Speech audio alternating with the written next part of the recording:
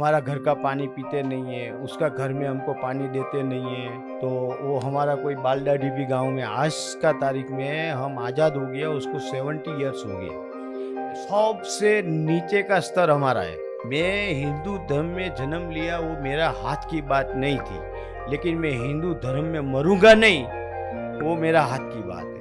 हमारे गाँव में जो हमने बाबा साहब का स्टैच्यू और भगवान बुद्ध का स्टैच्यू रखने का इसके लिए सोचा कि हमारे गाँव में हमारे जो हमारी कास्ट खास करके पूरा गाँव के अंदर बहुत सारा है, कोली है, ब्राह्मण है, राजपूत है, सोनी है, सबसे नीचे का स्तर हमारा है। हमको कोई हमको कोई शादी उसमें बुलाते नहीं है। फिर हमारा घर का पानी पीते नहीं है, उसका घर में हमको पानी देते नहीं है। यहाँ तक कि हमारे जो बाल दाढ़ी रहते हैं सलून में, तो वो हमारा कोई बाल दाढ़ी भी गाँव में आज का तारीख में हम आज़ाद हो गया, उसको 70 इयर्स हो गया। फिर भी आज हम जैसे हम हमको तो ऐसा लगता लगता है अभी कि भारत देश गुलाम था तब हमारा पोजीशन अच्छा था। उससे भी बेकार पोजीशन अभी हमारा खास करके गुजरात में गाँव में है सबका। तो हमने जो स्टैच्यू बिठाया बाबा साहब का, और वो हमने इसके लिए बिठाया कि हमारे समाज के जो लड़के लोग हैं, आने वाले पीढ़ी, उसको उसको देख के थोड़ा वो सोचेगा कि भाई ये हमारे समाज के लिए कुछ करके गए, बराबर। और बाबा साहब और ये बाबा साहब ने जो खुद ने ही हिंदू धर्म का तिरस्कार किया और बोले कि भाई मैं हिंदू धर्म में जन्म लिया, वो मेरा हाथ की बात नहीं थी, लेकिन मैं हिंदू धर्म में मरूंगा नहीं, वो मेरा हाथ की बात है। ऐसे करके जैसे बाबा साहब ने बौद्ध धर्म अंगीकार किया, तो हम लोग सोचते हैं कि हमारा यहाँ गांव में कोई वैल्यू नहीं है, हमको मवेशी से भी खराब हमारे साथ बिहेवियर करते हैं लोग। तो हम सोचा कि हम हिंदू बने क्यों? क्योंकि वो लोग हमको हिंदू, हम हिंदू है मतलब उसका भाई, वो बड़े भाई हम छोटे भाई, लेकिन वो एक्सेप्ट नहीं करते। उसका जब मतलब होता है, इलेक्शन होता है, वो टाइम पे हमको भाई बना लेते हैं। या तो कुछ हुल्लड़ हो गया अहमदाबाद में कहीं, तब दलित लोग का सहारा लेके वो लड़ाई झगड़ा करके वो जीत जाते हैं। तो हमने ऐसा सोचा कि हम आज़ाद हो गए, उसको 70 साल हो गया, 70 ईयर्स, बराबर। तो आज तक हमारा कुछ सुधारा नहीं हुआ, तो हम क्यों ये धर्म में पड़े रहेंगे जहाँ हमारी कोई वैल्यू नहीं है। तो हमने सामूहिक ऐसा एक सोच निकाला है। हमारा जामजोतू तालुका का 74 गांव है, 74 गांव का गेस्ट हमारा जो इनॉग्रेशन हुआ उसमें आया था, बाबा साहब का स्टेच्यू का। तो सब लोग सोच रहे हैं कि अभी हमको हिंदू धर्म में रहने का ही नहीं है, हम सामूहिक बौद्ध बौद्ध धर्म की और दीक्षा लेके हम उधर, क्योंकि वो ऐसा एक धर्म है उसमें कोई नाच जात नहीं है, ऊंच नीच नहीं है। और एक से बहुत सारी कंट्री में बौद्ध धर्म है, बौद्ध धर्म है। मान लीजिए दुनिया का बेस्ट टेक्निकल कोई देश है तो जापान है, तो वो भी बुद्धिस्ट है। चाइना भी बुद्धिस्ट है, ताइवान भी बुद्धिस्ट है, थाईलैंड भी बुद्धिस्ट है, श्रीलंका भी बुद्धिस्ट है, और बहुत सारी कंट्री में बौद्ध धर्म है। तो हम क्यों अकेले खाली एक ही भारत देश में हिंदू धर्म है, उसमें हम पढ़े, हमारा कोई वैल्यू नहीं है। हमारा खाली एक जैसे बोलते हैं ना, एक आर्म्स की तरह हमको यूज़ करते, इलेक्शन पे यूज़ कर लेते हैं। लड़ाई झगड़ा हो गया, हिंदू मुसलमान हो गया, तो दलितों को आगे कर देते हैं और दलितों को लड़ाई झगड़ा में फंसा देते हैं, बराबर। और हमारे इधर एक तकलीफ, बड़ी तकलीफ जो है वो क्या है कि हमारे पास यहाँ खुद का किसी का कमाने का साधन नहीं है। हमारे पास ना तो खेती है, बराबर, और ना हमारा कोई भी धंधा चलेगा। हम एक चाय का लारी भी नहीं डाल सकते, क्यों? कि हमारा चाय कोई पिएगा नहीं।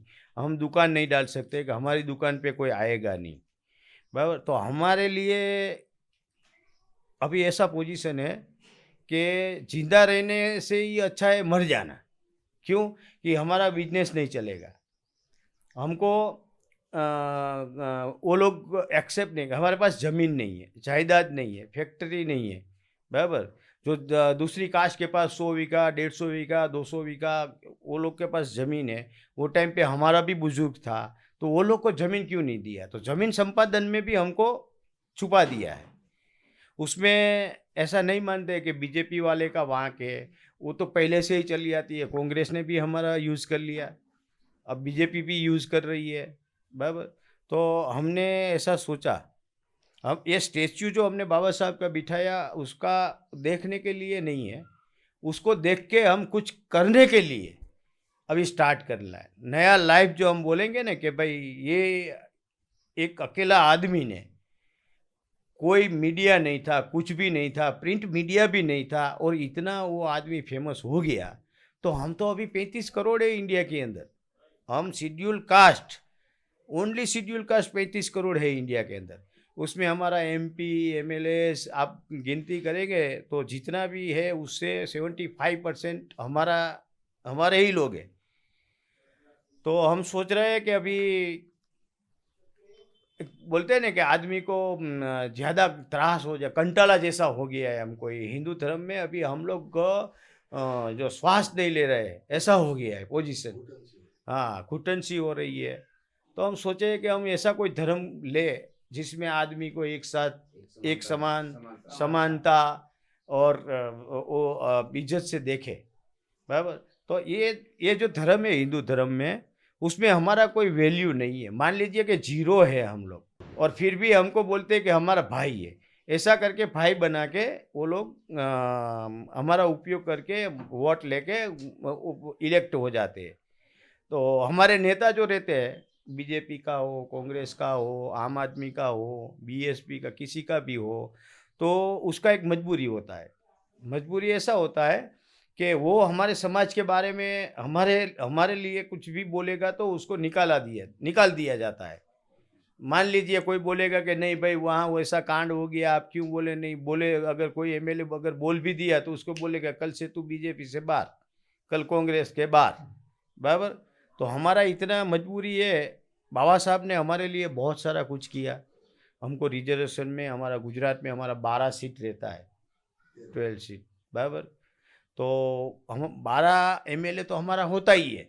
मान लीजिए 6 कांग्रेस का तो 6 भाजपा का, लेकिन 12 हमारा है ही है। लेकिन 12 में से कोई आदमी 5 साल तक हमारे कोई भी दलित लोग के ऊपर अत्याचार होता है तो खुल के कोई टीवी का सामने आके बोलते नहीं है कि भाई ये ऊना कांड हो गया, अभी थानगढ़ में भी जो फायरिंग हो गया, मर गया आदमी लोग, बराबर? तो क्योंकि वो लोग का बोलने का हिम्मत नहीं है। हिम्मत इसके नहीं ली है, वो भी अभी मान लीजिए मैं भी हूँ, अगर मैं अभी किसी पक्ष में चला गया तो वो मेरे को पक्ष कंट्रोल करके रखेगा। तो हमको पॉलिटिक्स में जाने का ही नहीं। हम हमारा जो 35 करोड़ भाई लोग हैं, और ऐसे तो हम लोग 85% है ओबीसी मिला के, जो कोली है, रबारी है, यहाँ गुजरात में जो माना जाता है देवी पूजक है, सब बराबर, वो सबको मिला के हम 85% है। फिर भी हमारा जो जब जुबान है ना, उसके ऊपर ताला लगा हुआ है। क्यों? कि हमारे ओबीसी और एससी एसटी के अंदर जो यूनिटी होना चाहिए, वो यूनिटी बिल्कुल नहीं है। हम अंदर अंदर ही झगड़ते रहते हैं। और ख़ास करके शेड्यूल कास्ट के ऊपर जो भी जितना भी जुल्म होता है वो ओबीसी ही करते हैं। कोई ब्राह्मण, कोई राजपूत, कोई बनिया हमारे ऊपर आज तक अटैक नहीं किया है। हमारे ऊपर अटैक वही करते हैं हमारे भाई जो बोलते हैं ना, ओबीसी। ओबीसी ही हमारे लिए एक खतरा है।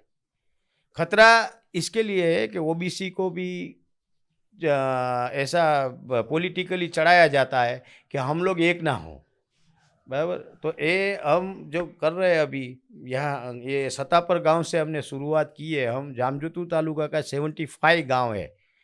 75 गांव में हम ऐसा सोच रहे हैं कि 2 साल में पूरा 74 गांव में हम लोग बुद्ध विहार बनाएंगे, बाबा साहब का स्टेच्यू लगाएंगे, भगवान बुद्ध का स्टेच्यू लगाएंगे, बराबर? क्योंकि अभी हमको कुछ जागरूक होना पड़ेगा। अब 75 ईयर्स हो गया, फिर भी हमारा पोजीशन ऐसा है, तो अभी आगे तक हम क्यों सहन करेगा? कल जो हमने बाबा साहब का और भगवान बुद्ध का स्टेच्यू का अनावरण किया, तो कल हमने गांव में रैली निकाली। हमारा गांव ऐसे सेंसिटिव गांव है। सेंसिटिव गांव इसके लिए है कि यहाँ राजपूत लोग का गांव है। तो आज तक यहाँ हम कोई घोड़ी पे चढ़ के कोई घोड़ी पे बैठ के कोई दूल्हा आज तक सरघस नहीं निकाला है। बराबर। हमने दूसरी बार साहस करके एक 14 अप्रैल को निकाला था, फिर अभी हमने कल निकाला। कल मतलब 27 मई को। बराबर। तो ऐसा अभी हमारा गांव का पोजीशन ऐसा है कि हमको कहा तो यहाँ से हमारे जितने भी दलित लोग हैं इसको यहाँ से चला जाना पड़ेगा, क्योंकि किसी के पास रोजी रोटी नहीं है। और वो लोग का सामने हम थोड़ा भी बहुत झगड़ा करता है तो हमको बॉयकट कर देते हैं। बोला कल से ये लोग को खेती में नहीं आने का, हम खाना नहीं देंगे, हम राशन नहीं देंगे, क्योंकि एक ही वन वे साइड गांव है और वो जो भी धारेगा वो करते। तो हमने वो लोग का सामने एक बिगुल बजा दिया है। हम रैली भी निकालेंगे 14 अप्रैल को, 26वीं जनवरी को, और जो भी है हम अभी हमारा दूल्हा का शादी होगा तो पूरा गांव में हम घोड़ी पे चढ़ के घूमेंगे। बराबर। क्योंकि आज तक हमने बहुत सहन किया। बराबर। आज तक क्या था कि आज तक हमारे बुजुर्ग सब शिक्षित नहीं थे, पढ़े लिखे नहीं थे। अभी हमारे सब लोग ये पढ़े लिखे हैं, हम जानते हैं कि हमारा राइट्स क्या है। बराबर। और जो बंधारण है अपना, तो उसके अंदर क्या आदमी का कितना फ्रीडम होना चाहिए। एक गांव में जितना राजपूत का अधिकार है उतना दलित का भी है, उतना कोली का भी है, उतना देवी पूजक का भी है। बराबर। कोई ये जो गांव है किसी का एक का नहीं है। तो हम सोचते हैं कि हम उसके सामने एक तो हम उसको भाई मानते हैं। पहली बात, हम लड़ने में नहीं मानते, हम लोग भाईचारा में मानते हैं। लेकिन वो लोग जब हमको इज्जत नहीं देगा तो हमको बार बार ऐसा संगठित होना पड़ेगा। हम लोग फिर क्या करेंगे, हम 35 करोड़ से पूरा भारत के अंदर हम शेड्यूल कास्ट के हैं। बराबर। तो अभी हम धीरे धीरे यहाँ से एक बिगुल बजा दिया है तो हम हमारा दूसरा गांव, तीसरा गांव हम स्टैच्यू रखेंगे, प्रोग्राम करेंगे, बाबा साहब का जो मिशन है उसको हम आगे बढ़ाएंगे। और हम तो इतना कंटल गए हैं कि हम तो अभी लाइफ में और कुछ करेंगे ही नहीं। बाबा साहब का जो दिया हुआ संविधान है और उसने जो राइट्स दिया है हमको, उसके ऊपर हम काम करते जाएंगे। बस हमारे गांव में अभी जो हमारे खास करके गरीब जो फैमिली के लड़के लोग, बच्चे लोग हैं, वो सरकारी स्कूल में पढ़ते हैं। आज का तारीख में अगर आप उसका 7th में पढ़ते हैं, उसको आप ABCD पूछेंगे तो उसको नहीं आता है। क्यों? कि एक ऐसा पॉलिसी हो गया है कि सरकारी स्कूल में पढ़ाई कम करो और प्राइवेट में जाओ। तो प्राइवेट में जो पैसा वाला है उसका बच्चा पढ़ेगा और हमारा गरीब का बच्चा पढ़ नहीं पाएगा। तो मैंने इधर मैं बेसिकली सूरत में 35 साल से रहता हूँ। यहाँ मेरा नेटिव प्लेस है, बोर्न प्लेस। तो मैं लॉकडाउन में इधर आया तो मैं बहुत सारे लड़के लोग को पूछा, पढ़ते थे, 6 में पढ़ते थे, 7 में पढ़ते थे। मैं बोला तुमको ABCD आता है, तुमको एक ये जो 1 से लेके आता है, तो मैथ्स आता है, कुछ भी बोलता है, इंग्लिश आता है। बोला इंग्लिश तो हमारे में होता ही नहीं है। क्या बोलते हैं बच्चे लोग, बोलते 7th में पढ़ते हैं, वो बोलता है यहाँ हमारे इंग्लिश तो होता ही नहीं है। अगर आपको इंग्लिश नहीं आता है, आपको साइंस नहीं आता है, आपको मैथ्स नहीं आता है, तो आपका लाइफ जो है वो जीरो है फील्ड में, आप आगे कुछ नहीं बन पाएंगे। तो फिर मैंने सोचा कि चलो अभी हम लोग को बड़े बड़े जो बुजुर्ग लोग हैं, अभी जवान लड़के हैं जो खेती कर रहा है, वो तो गए, लेकिन मैंने अभी ऐसी शुरुआत की है कि 1 से 12 तक बच्चों को मैं फ्री में ट्यूशन दिलाता हूँ। एक टीचर मैंने रखा है, वो मैथ्स, साइंस और इंग्लिश पढ़ाता है। तो वो आने के बाद बहुत फ़र्क पड़ गया है। बच्चे लोग जो घूमते थे, फिरते थे, वो बंद हो गए। अभी हम उसका टेस्ट लेते तो टेस्ट में भी अच्छा मार्क हमको ऑब्टेन कर रहा है। तो हमको हमारा विजन वही है कि हमारे गांव में हमारे समाज के लड़के अच्छा पढ़ लिख के बाहर जाएगा तो हमारा गांव का नाम रोशन होगा, हमको याद करेगा। बराबर। और हमारा जो विहार है वो उसका मकसद एक ही है कि शिक्षित बनो, संगठित बनो और संघर्ष करो। वहाँ हम लोग मिलते हैं सब लोग, तो बात करते हैं एजुकेशन का, संगठन के बारे में और बाकी का जो भी हमारे छोटे मोटे इश्यूज रहते हैं, अंधश्रद्धा है, जैसे भुआ भराड़ी है, बराबर। ये अंधश्रद्धा में हमारे गांव में मान लीजिए कोई बीमार पड़ गया तो डॉक्टर के पास नहीं जाते, भुआ के पास जाते हैं। तो उसके बारे में भी हम समझाते हैं कि भाई इसको, अभी कोई आदमी को वाइब्रेशन होता है तो उसको मेंटली प्रॉब्लम है, तो इसको कोई अपना जो न्यूरोसर्जन है उसको दिखाना चाहिए। ऐसा करके हम उसको गाइड करते हैं।